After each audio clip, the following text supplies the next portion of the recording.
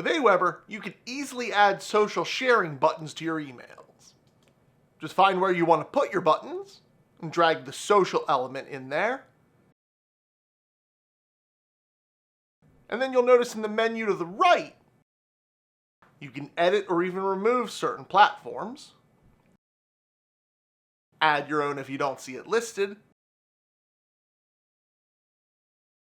and even control the look of those buttons, make them a little larger, center them, or even change their shape.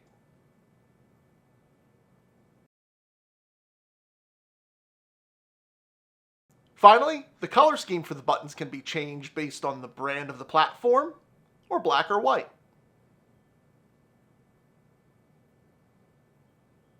So go ahead, try this in your account today. And if you don't have an Aweber account yet, don't worry, it's absolutely free to sign up. Until next time.